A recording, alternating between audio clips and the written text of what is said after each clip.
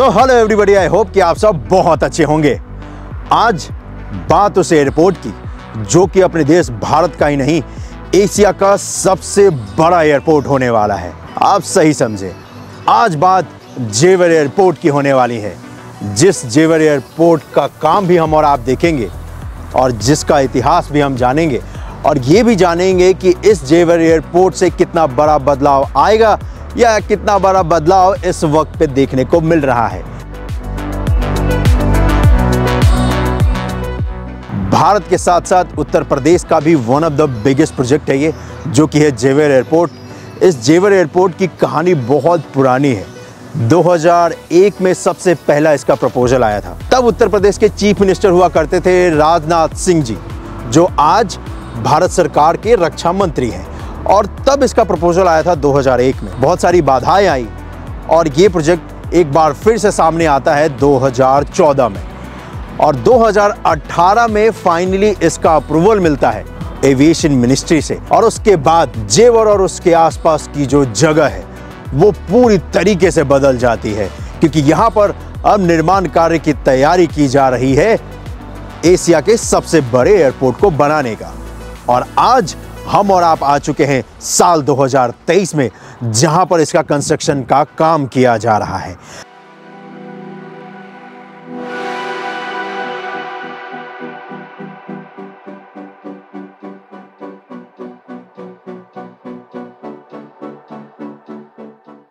इस जेवर एयरपोर्ट में 8 रनवे बनाने की तैयारी की जा रही है। वैसे 6 रनवे इस पे प्रपोज्ड है भाई, और पैकेज वाइज उसका काम किया जा रहा है। इस वक्त पे फिलहाल पैकेज 1 पे काम किया जा रहा है, जिस पैकेज 1 के अंतर्गत आपको एक रनवे का निर्माण होता हुआ नजर आएगा। रनवे की चौड़ाई की बात करूं तो 44 मीटर का होने वाला है। लंबाई की बात करूं तो 5 किलोमीटर लंबा ये पूरा रनवे होने वाला है। साथ ही साथ आपको टर्मिनल का भी निर्माण होता हुआ नजर आएगा, और साथ ही साथ एटीसी का जो टावर है उसका भी निर्माण आपको नजर आएगा, जो कि यहाँ पर किया जा रहा है। और इस जगह पर और जो ऑफिशियल्स बिल्डिंग्स होने वाले हैं उनका भी निर्माण किया जा रहा है। इस जेवर एयरपोर्ट को कहा जाता है नोएडा इंटरनेशनल एयरपोर्ट, और इस नोएडा इंटरनेशनल एयरपोर्ट में बहुत सारा एडवांस फैसिलिटी आपको तो मिलेगा ही मिलेगा। साथ ही साथ यहाँ पर आपको एक्सप्रेसवे से भी कनेक्टिविटी मिलेगी, आपको मेट्रो से भी कनेक्टिविटी मिलेगी, और आपको आने वाले वक्त में इस जगह पर बहुत सारे नए इंफ्रास्ट्रक्चर की फैसिलिटी भी मिलने वाली है। ग्रेटर नोएडा से तकरीबन 30 किलोमीटर दूर जेवर में इस एयरपोर्ट का निर्माण किया जा रहा है। और यकीन मानिए, जब ये एयरपोर्ट बनकर तैयार हो जाएगा तो ग्रेटर नोएडा से लेकर ये जो जेवर एयरपोर्ट जहां पर बनाया जा रहा है, या फिर आपसे कहूं जो नोएडा इंटरनेशनल एयरपोर्ट जहां पर बनाया जा रहा है, इस पूरे 30 किलोमीटर स्ट्रेच में आपको आने वाले 5-10 साल बाद सब कुछ भरा भरा सा नजर आएगा। मतलब आज जो ये बेसिक यमुना एक्सप्रेसवे और उसके आसपास जो जगह आपको खाली दिखती है, यकीन मानिए 5-10 साल बाद ऐसा नज़ारा आपको देखने को नहीं मिलेगा। ये आज आपको बेसिक नोएडा से दूर लग रहा हो कि बहुत दूर बना दिया है, लेकिन यकीन मानिए ये बहुत बेहतर कदम है। क्यों? क्योंकि ज़्यादा टाइम नहीं लगता है। ये जो एक्सप्रेसवे है, यमुना एक्सप्रेसवे, इसकी मदद से आप आसानी से इस जगह पर पहुंच सकते हैं। इस एक्सप्रेसवे पे फिलहाल स्पीड लिमिट है 100 किलोमीटर प्रति घंटे का। एक्सप्रेसवे पे लेन आपको मिलता है ड्राइव करने के लिए 3 लेन, लेकिन इसको भविष्य में 4 लेन का किया जाएगा। और भविष्य में ही क्यों, आने वाले कुछ दिनों में ही इसका कंस्ट्रक्शन का काम स्टार्ट हो जाएगा। साथ ही साथ इस यमुना एक्सप्रेसवे की मदद से आप दिल्ली मुंबई एक्सप्रेसवे पे भी कनेक्ट कर सकते हैं, क्योंकि एक नया जेवर एयरपोर्ट एक्सप्रेसवे का निर्माण किया जा रहा है, जो कि तकरीबन 31 किलोमीटर लंबा होने वाला है। यमुना एक्सप्रेसवे और दिल्ली मुंबई एक्सप्रेसवे को कनेक्ट करेगा वो एक्सप्रेसवे, और जिसकी मदद से आप दिल्ली मुंबई एक्सप्रेसवे पे भी आसानी से कनेक्ट कर सकते हैं जेवर में।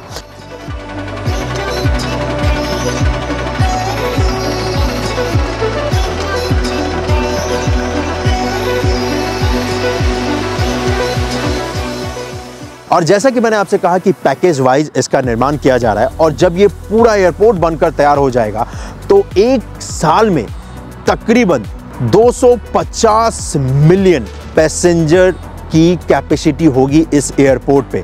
यानी कि अगर आपको मैं इन शॉर्ट बोलूँ मेरे भाई, तो तकरीबन बन जाता है ये 22.5 करोड़ पैसेंजर। इतना लिमिट है इस एयरपोर्ट का।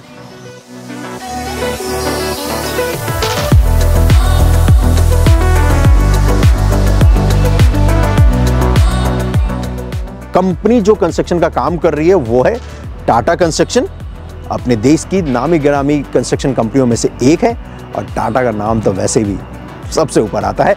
और इस एयरपोर्ट का जो रखरखाव है, जो मेंटेनेंस है, वो करने वाली है ज्यूरिक इंटरनेशनल, जो कि स्विट्जरलैंड की कंपनी है, और अगले 40 साल तक इन्हीं के अंदर ये एयरपोर्ट आने वाला है। जैसे दिल्ली का जो इंदिरा गांधी इंटरनेशनल एयरपोर्ट है उसका रखरखाव जीएमआर करती है, राइट। तो ठीक इसी तरीके से इस नोएडा इंटरनेशनल एयरपोर्ट का रखरखाव अगले 40 साल तक उत्तर प्रदेश की सरकार ने दिया है ज्यूरिक इंटरनेशनल को, क्योंकि यहाँ पर बिडिंग की गई थी और सबसे जो बेस्ट बिडर थे वो यही थे, ज्यूरिक इंटरनेशनल, जो स्विट्जरलैंड की कंपनी है, और इन्हीं के द्वारा ये सारा कार्यभार देखा जाएगा और अगले 40 साल तक तो यही सर्विस देने वाले हैं हमें और आपको।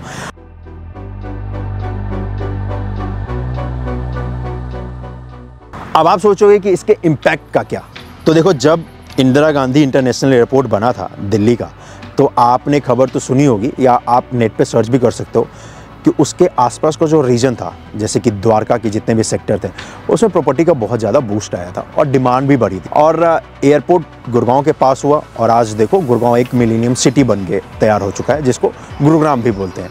आपको फॉर्चून 500 की जो आधी कंपनियां हैं उनका ऑफिस तो गुरुग्राम में मिल ही जाएगा, गुड़गांव में मिल जाएगा, जो कि हरियाणा में आता है। अब बात जेवर एयरपोर्ट की कर लेता हूँ। सिर्फ एक छोटा सा रिपोर्ट है जो आपको बताता हूँ, उससे आपको अंदाज़ा मिल जाएगा।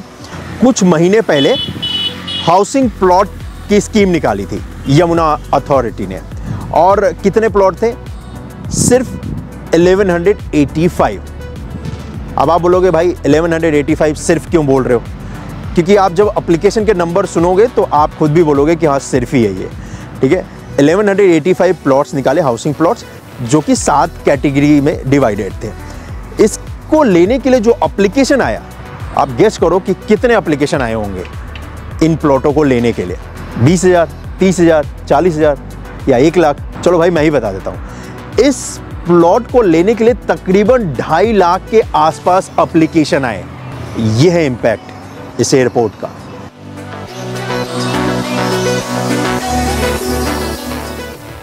क्योंकि जो लोग भविष्य को जानते हैं उनको पता है भारत का ही नहीं एशिया का सबसे बड़ा एयरपोर्ट होने वाला है, तो इस वजह से यहाँ पर हर चीज़ की डिमांड बढ़ेगी आने वाले वक्त में। सिर्फ प्लॉट की नहीं, फ्लैट्स की भी डिमांड बढ़ेगी, तो यहाँ पर ऑफिसेज भी आ जाएंगे, ऑफिसेज आएंगे तो यहाँ पर लोग भी आ जाएंगे, तो लोगों को रहने के लिए घर भी चाहिए। एक बड़ा शहर बनकर तैयार हो जाएगा ये।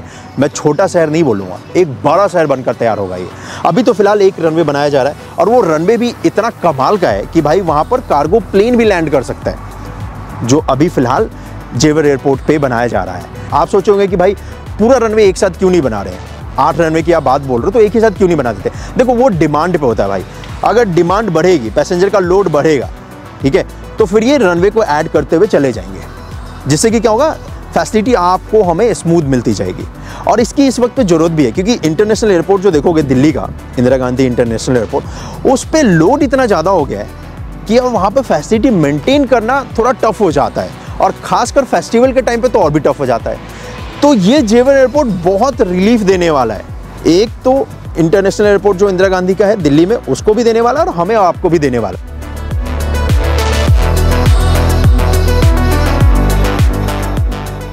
अब आप सोचोगे कि भाई ये जो रिपोर्ट है आपने क्यों बताया प्लॉट का, इसलिए कि क्या हम प्लॉट खरीदते? देखो ऐसा कुछ नहीं है, मैं बस ये बता रहा हूँ कि सोचो, अगर कल्पना करो 2001 में जब इसका पहला प्रपोजल आया था तब ये बन जाता तो कितना बड़ा बदलाव आता। लेकिन ऐसा नहीं है, देर आए दुरुस्त है, बहुत सही वक्त है। इस वक्त पे भी अगर ये बनाया जाए तो मैं ऐसा नहीं बोलूँगा कि ये गलत हो रहा है या पहले गलत हुआ है। गलत कुछ भी नहीं हुआ है, सब सही है भाई।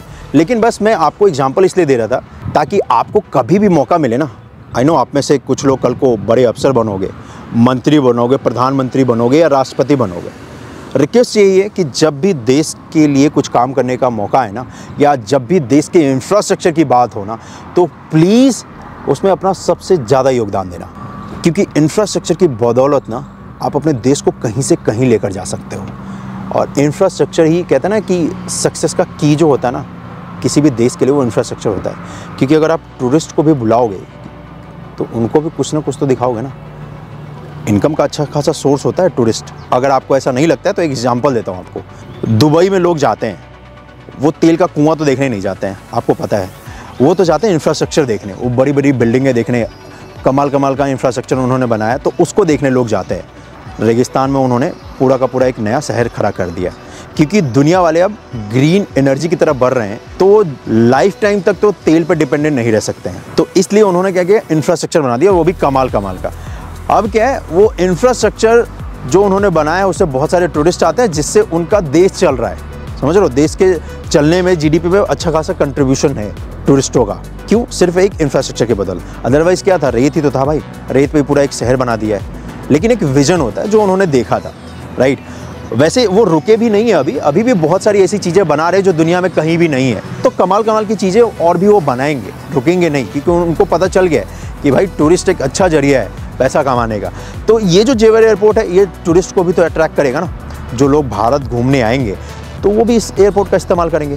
तो इस पूरे रीजन का डेवलपमेंट होने वाला, और साथ ही साथ अपने देश का तो होगा ही होगा, और हमारा आपका भी होगा।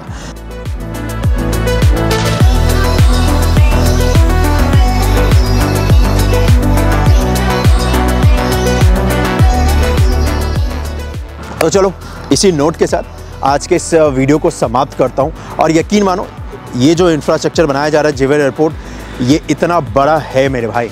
इसके आसपास आज आपको जैसा दिख रहा है ये खाली खाली, आने वाले 20-30 साल बाद ये नहीं दिखेगा आपको, क्योंकि ये पूरा एक बड़ा शहर बनकर तैयार हो जाएगा। और आज से 20-30 साल बाद जब ये बनकर तैयार हो जाएगा, तब आप इस वीडियो को दोबारा देखना। जेवर airport update bye RS live या जेवर एयरपोर्ट अपडेट आरएस लाइव ऐसा करके सर्च कर लेना यूट्यूब पे। फिर आपको मेरी आज कही हुई बात सच लगेगी कि इस बंदे ने सही बोला था, क्योंकि देश जो है बदल रहा है और इंफ्रास्ट्रक्चर का बहुत बड़ा योगदान होने वाला है। तो चलो इसी नोट के साथ आज के इस वीडियो को समाप्त करता हूं। मैं मिलता हूं भाई आपसे अगली वीडियो में। अपना बहुत ज़्यादा ख्याल रखेगा। जय हिंद। और इस वक्त पे जहां पे मैं खड़ा हूं, ये एक्चुअली यमुना एक्सप्रेसवे का ना वे साइड एरिया है। देख रहे हो पेड़ पौधे, अच्छा लग रहा है ना, जहाँ पर आपको फ्यूल स्टेशन से लेकर पार्किंग तक की फैसिलिटी मिलती है। और ये पार्किंग का ही एरिया है। अभी तो ये भी खाली खाली का नज़र आ रहा है, जब एयरपोर्ट स्टार्ट हो जाएगा ना, ये भी भरा रहेगा। चलो मैं आपसे जल्दी मिलता हूँ किसी और परियोजना पे। अपना बहुत ज़्यादा ख्याल रखना भाई। और हाँ यार प्लीज़, मैं वीडियो के स्टार्टिंग में बोलना भूल गया था, अगर अभी तक सब्सक्राइब नहीं किया चैनल को तो भाई प्लीज़ कर दो। थैंक यू भाई, थैंक यू।